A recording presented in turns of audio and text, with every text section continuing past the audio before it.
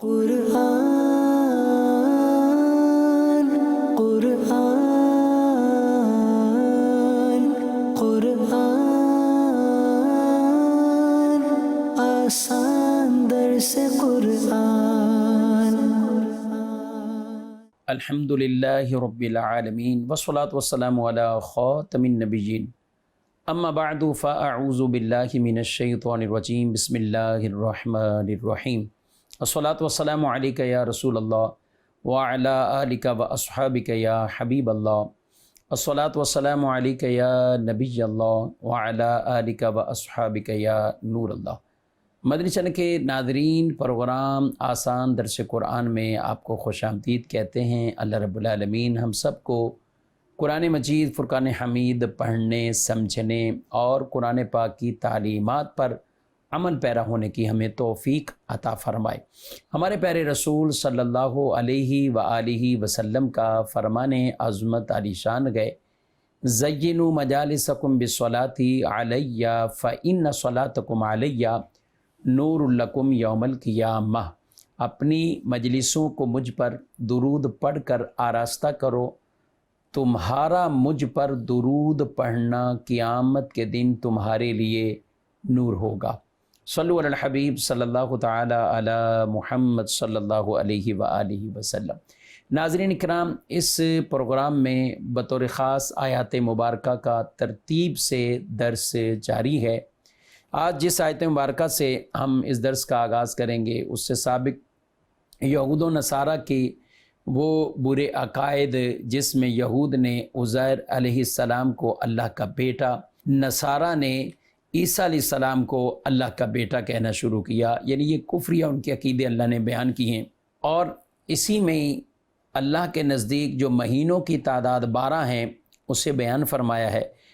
یہاں پر بھی کفار کی ایک عادت کو اللہ پاک نے جو ذکر کیا، اس سے اپنے درس کا آغاز کرتے ہیں۔ آیت نمبر 37، بسم اللہ الرحمن الرحیم۔ انما النسیء زیادۃ فی الکفر یضل بہ الذین کفروا یحلونہ عاما ویحرمونہ عاما لیواطئوا عدۃ ما حرم اللہ فیحلوا ما حرم اللہ زُجِّنَ لَهُمْ سُوءُ أَعْمَالِهِمْ وَاللَّهُ لَا يَهْدِي الْقَوْمَ الْكَافِرِينَ۔ فرمایا مہینوں کو آگے پیچھے کرنا کفر میں ترقی کرنا ہے۔ اس کے ذریعے ان کافروں کو گمراہ کیا جاتا ہے جو ایک سال کسی حرمت والے مہینے کو حلال قرار دے دیتے ہیں اور ایک سال اسے حرام قرار دے دیتے، تاکہ اللہ کے حرام کیے ہوئے مہینوں کی گنتی پوری کر دیں اور اللہ کے حرام کیے ہوئے کو حلال کر دیں۔ ان کے برے کام ان کے لیے خوش نما بنا دیے گئے اور اللہ کافروں کو ہدایت نہیں دیتا۔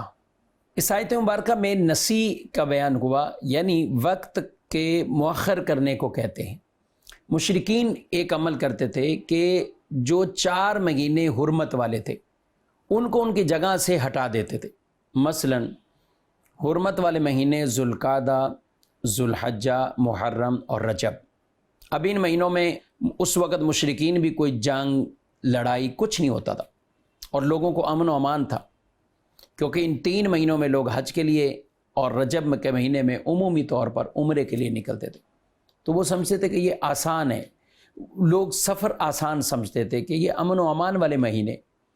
لیکن جب مشرکین کا کوئی آپس میں جنگ، لڑائی پہلے سے چلتی ہوئی آ رہی ہے، اب مہینہ بیچ میں یہ آ جائے، تو وہ کہتے تھے ابھی ہم حرمت والے مہینے کو یہ شمار نہیں کر رہے، بلکہ اس جگہ محرم کی جگہ اس دفعہ سفر کو لے لیں گے، سفر کی جگہ ربیع الاول کو لے لیں گے۔ تو یہ پھر وہ گنتی جو اللہ کی طرف سے وہ مقرر ہوئی ہے، یہ اس سے ہٹاتے تھے۔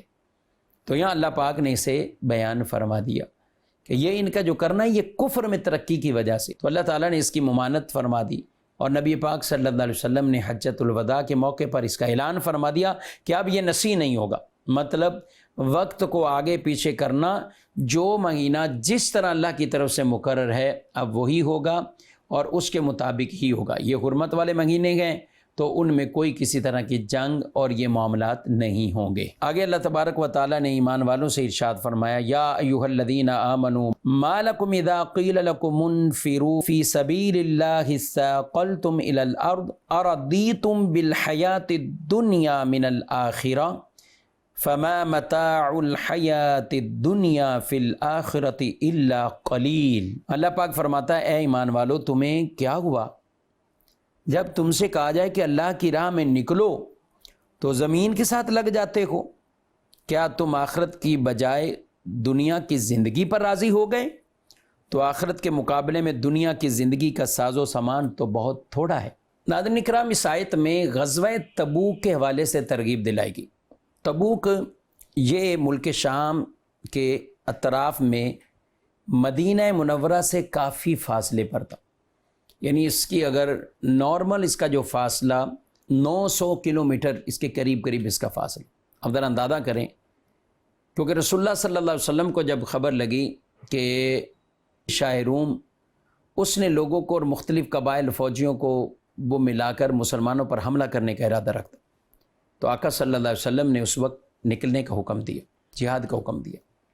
یہ غزوہ تبوک جب ہوا تھا تو اس وقت انتہائی قحط کے دن تھے، لوگوں کے پاس کھانے پینے کو یہ معاملہ تھی۔ آپ صلی اللہ علیہ وسلم کی ترغیب پر اور رب نے جو یہ ارشاد فرمایا، پھر بھی 30,000 کا لشکر جمع ہو گیا۔ 30,000 کا لشکر ناظرین کرام کوئی عام نہیں، اتنا بڑا لشکر جمع ہو گیا۔ اب معاملہ یہ تھا کہ 30,000 کو لے جانا، ان کا سواریاں، کھانے پینے کے کچھ معاملات، اور یہ وہی غزوہ تھا کہ جس میں ایک ایک کھجور پر 2 صحابہ کرام گزارا کرتے تھے۔ اللہ اکبر، یعنی کھجور بھی پراپر ایک پوری نہیں کسی کے لیے تھی۔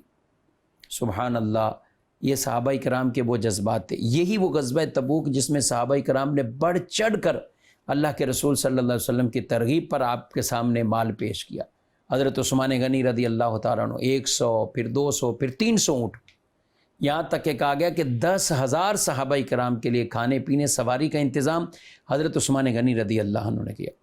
یہی وہ تھا کہ جس میں حضرت عمر رضی اللہ تعالیٰ عنہ اپنے گھر کا آدھا مال لے کر آئے، اور حضور اسلام نے جب پوچھا کہ گھر کے لیے کیا، تو کہا کہ آدھا، اور آدھا مال آپ کی بارگاہ میں لے گئے۔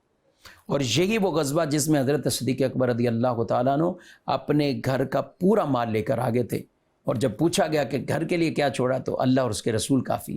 اور بھی کئی صحابہ کرام، حضرت عبد الرحمن بن عوف، حضرت عباس، حضرت طلحہ رضی اللہ تعالیٰ عنہم، انہوں نے بھی کثیر مال دیا۔ یہ وہ وقت تھا تبوک کا کہ جس میں نبی کریم صلی اللہ علیہ وسلم نے اپنے نائب کے طور پر حضرت علی رضی اللہ تعالیٰ عنہ کو مدینہ منورہ کے اندر یہ ذمہ داری عطا فرمائی کہ مدینہ منورہ میں تم رہو۔ یہاں تک کہ وہ کہنے لگے، یا رسول اللہ صلی اللہ علیہ وسلم، سارا غزوہ میں اتنے لوگ جا رہے ہیں، میں یا عورتوں اور بچوں کے لیے؟ تو آقا صلی اللہ علیہ وسلم کے کیا خوبصورت کلمات ارشاد فرمایا کہ تم اس بات پر راضی نہیں ہو کہ تم میرے لیے ایسے ہو جیسے حضرت موسیٰ کے لیے حضرت ہارون تھے؟ البتہ میرے بعد کوئی نبی نہیں ہوگا، میرے بعد کوئی نبی نہیں ہوگا۔ اور بھی کئی ایسے واقعات تبوک سے وہ تعلق رکھتے ہیں، اور یہ غزوہ تبوک میں ہی رسول اللہ صلی اللہ علیہ وسلم نے جب صحابہ وہاں پہنچے اور وہاں پانی جو ہے وہ بہت کم پانی، تو آقا صلی اللہ علیہ وسلم نے ایک برتن مبارک منگوایا، اس میں کلی فرمائی، وہ پانی اس چشمے میں ڈالا گیا، تو 30,000 کے لشکر نے خود بھی پیا اور جانوروں کو بھی پانی پلایا۔ آگے اللہ پاک ارشاد فرماتا ہے، إِلَّا تَنْفِرُوا يُعَذِّبْكُمْ عَذَابًا أَلِيمًا وَيَسْتَبْدِلْ قَوْمًا غَيْرَكُمْ وَلَا تَضُرُّوهُ شَيْئًا وَاللَّهُ عَلَى كُلِّ شَيْءٍ قَدِيرٌ۔ اگر تم کوچ نہیں کرو گے تو وہ تمہیں دردناک سزا دے گا، اور تمہاری جگہ دوسرے لوگوں کو لے آئے گا، اور تم اس کا کچھ نہیں بگاڑ سکو گے، اور اللہ ہر شے پر قادر ہے۔ یعنی مسلمانوں سے کہا گیا ہے، مسلمانوں اگر تم رسول اکرم صلی اللہ علیہ وسلم کے حکم کے مطابق اللہ کی راہ میں کوچ نہیں کرو گے، نہیں جاؤ گے، تو پھر اللہ تعالیٰ تمہاری جگہ کسی اور کو لے آئے گا۔ اور مراد اس کی بالکل واضح، اگر تم دین اسلام کے حوالے سے رسول مکرم صلی اللہ علیہ وسلم کے اعلان پر اس دین کی نصرت مدد کرنے کے لیے آگے نہیں بڑھو گے، تو اللہ تعالیٰ کسی اور کو یہ ذمہ داری دے دے گا۔ یاد رکھیں، یہ معاملہ یہ اللہ پاک ہی اسے کفیل ہے، رب تعالیٰ نے اسے اپنے ذمے لیا ہوا ہے۔ اور یہ بات بھی یاد رکھنی چاہیے کہ کوئی شخص کسی طرح کے بھی دینی منصب پر ہے، عہدے پر ہے، دین کا کام کر رہا ہے، تو وہ یہ نہ سمجھے کہ میں ہوں اور اسی لیے یہ ہو رہا ہے، میں نہ ہوں گا تو ہوگا ہی نہیں۔ اللہ تعالیٰ آپ سے دین کا کام لے رہا ہے، اسی طرح رب تعالیٰ چاہے کسی اور کو اس جگہ پہ بٹھا دے اور وہ کام کرے۔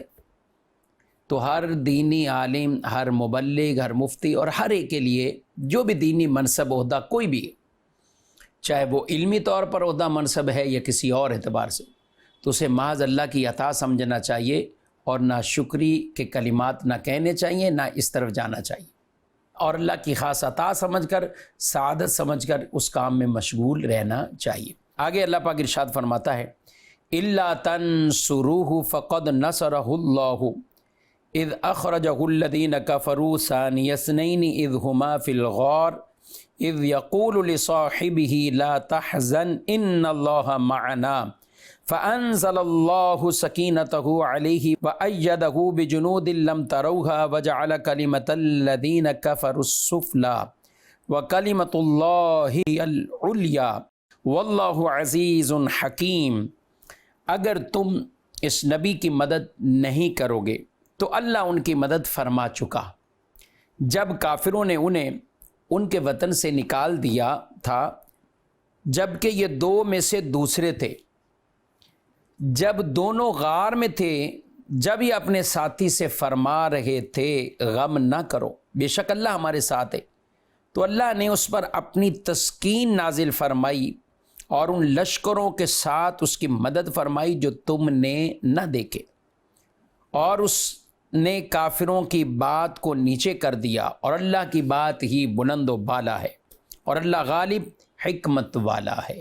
یہاں اللہ پاک نے فرمایا اگر تم نے مدد نہ کی، یعنی یہ رسول اکرم صلی اللہ علیہ وسلم تمہیں جہاد کے لیے بلا رہے ہیں کہ دین کی مدد کرو، اگر تم نے نہ کی تو اللہ ہی مدد کرے گا، اور اللہ پہلے مدد کر چکا۔ جب کافروں نے وطن سے نکالا، مطلب جب حضور اکرم صلی اللہ علیہ وسلم ہجرت کے لیے تیار ہوئے اور آپ صلی اللہ علیہ وسلم نے باقاعدہ یہ سفر اختیار کیا، تو کفار تو نبی پاک علیہ السلام کے خون بہانے شہید کرنے کے در پر تھے کہ ہم انہیں شہید کر دیں گے، اور وہ اس عظیم واقعے کی طرف یہ اشارہ ہے ثانی اثنین اذ ہما فی الغار، اس میں غار ثور کا واقعہ بھی اور یہ سب کچھ بیان فرمایا۔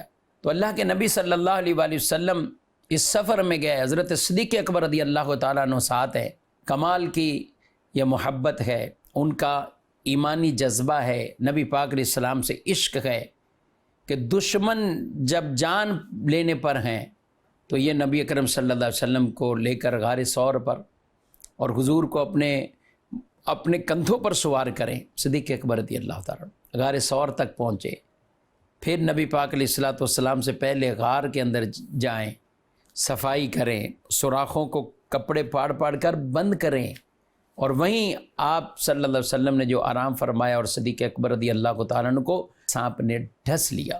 یہ وہ عظیم قربانی حضرت صدیق اکبر رضی اللہ تعالیٰ عنہ کی تھی۔ یہاں پر صدیق اکبر رضی اللہ تعالیٰ عنہ کی وہ عظیم قربانی اور ان کی شان بھی ظاہر ہے۔ اللہ پاک نے جو انہیں ارشاد فرما اور اس واقع غار کو بیان کیا، وہ ایک طرح کہ اپنی جان بھی رسول اللہ صلی اللہ علیہ وسلم کے نام پر دے چکے۔ میرے آقا صلی اللہ علیہ وسلم نے مبارک لعاب لگایا، وہ تکلیف دور ہوئی۔ ہاں، جب وصال کا وقت تھا وہی تکلیف دوبارہ عود کی، آپ کا وصال مبارک بھی اسی میں ہوا۔ تو یہاں اللہ پاک نے یہ بھی ارشاد فرمایا وَأَيَّدَهُ بِجُنُودٍ لَّمْ تَرَوْهَا، اور ان لشکروں کے ساتھ اس کی مدد فرمائی جو تم نے نہ دیکھے، یعنی اللہ نے اس موقع پر بھی فرشتوں کو نازل فرما دیا تھا۔ وہ فرشتوں نے کافروں کے گویا کے رخ موڑ دیے، کافروں کے چہرے موڑ دیے، اور ایک یہ بھی بیان کیا گیا کہ کافروں کو خود ان کے دلوں میں ایسا رعب اور خوف سا آ گیا، وہ پیچھے واپس پلٹ گئے۔ یہ اللہ تبارک و تعالیٰ کی طرف سے تھا۔ اور پھر فرمایا وَجَعَلَ كَلِمَةَ الَّذِينَ كَفَرُوا السُّفْلَىٰ، اور اس نے کافروں کی بات کو نیچے کر دیا، یعنی کافروں کی بات مراد شرک یا دعوت کفر، اور اللہ کی بات یعنی توحید یا دعوت اسلام۔ اور ایک قول یہ کہ کافروں نے سازش کی تھی کہ نبی صلی اللہ علیہ وسلم کو شہید کر دیں گے، تو اللہ تعالیٰ نے انہیں محفوظ رکھا اور حفاظت فرمائی، یہاں تک کہ حضور اکرم صلی اللہ علیہ وسلم مدینہ منورہ گئے، اور پھر چند ہی سالوں بعد وہ عظیم فتح مکہ بھی ہے، اور دیگر اور بھی اللہ تعالیٰ نے کتنی فتوحات آپ کو عطا فرمائی۔ آگے اللہ تعالیٰ ارشاد فرماتا ہے انفروا خفافا وثقالا وجاہدوا باموالکم وانفسکم فی سبیل اللہ ذالکم خیر لکم ان کنتم تعلمون۔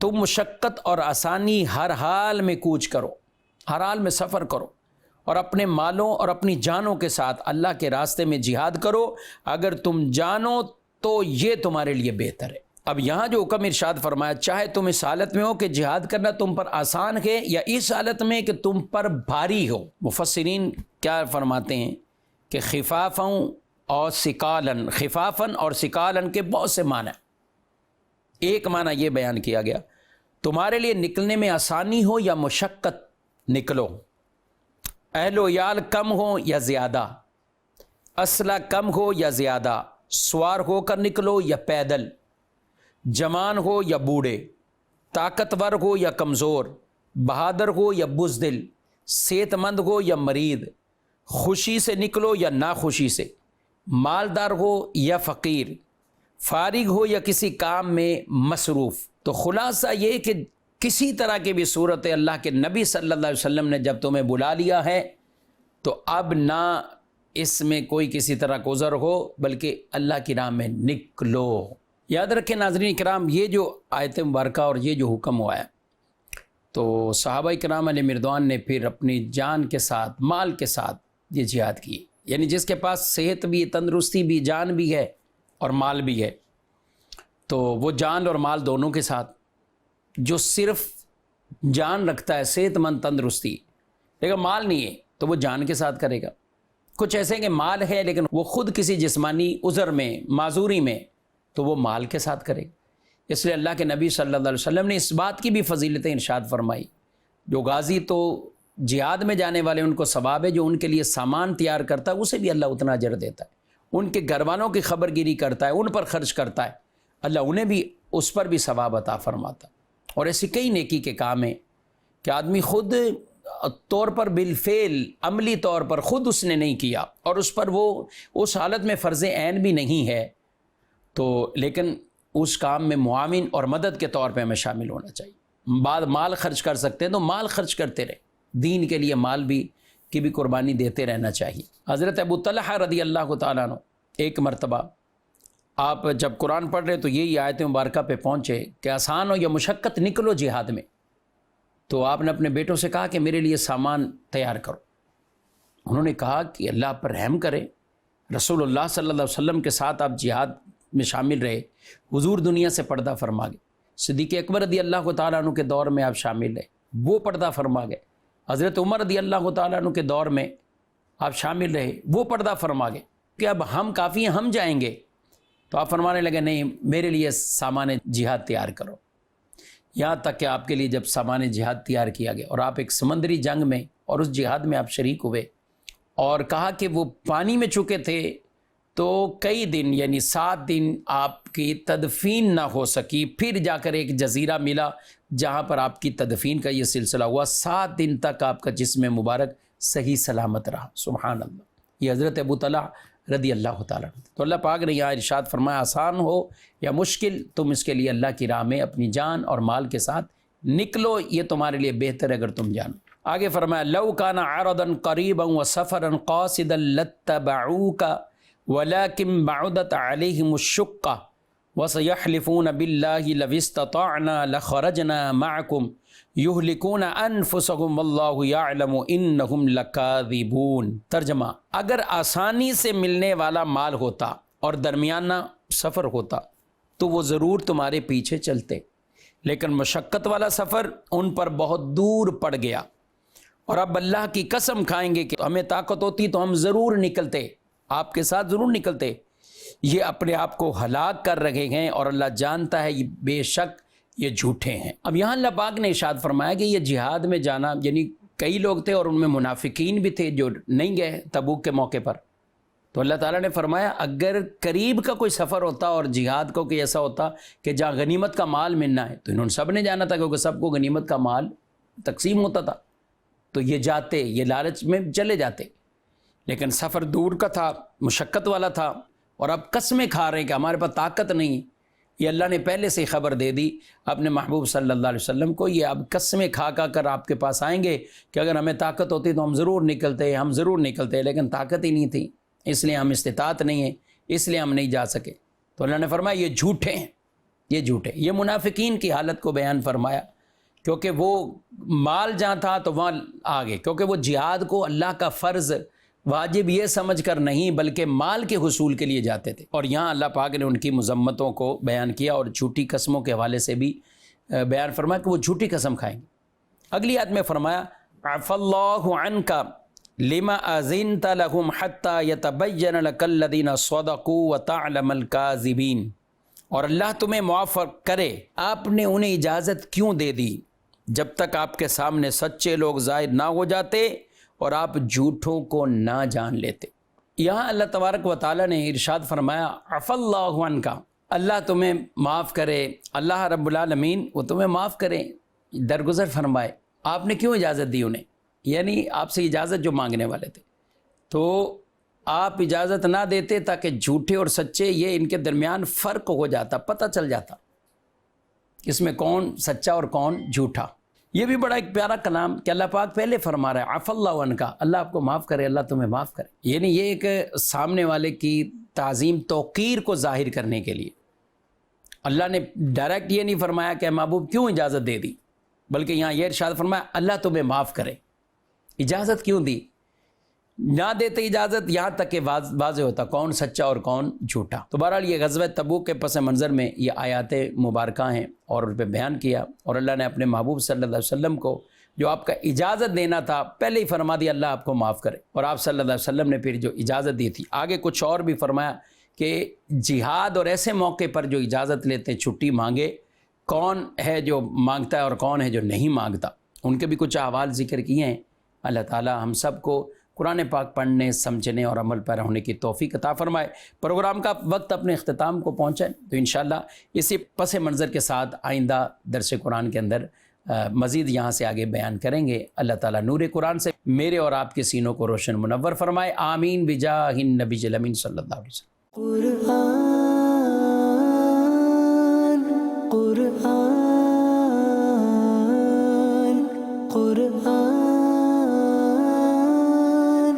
آسان درس قرآن.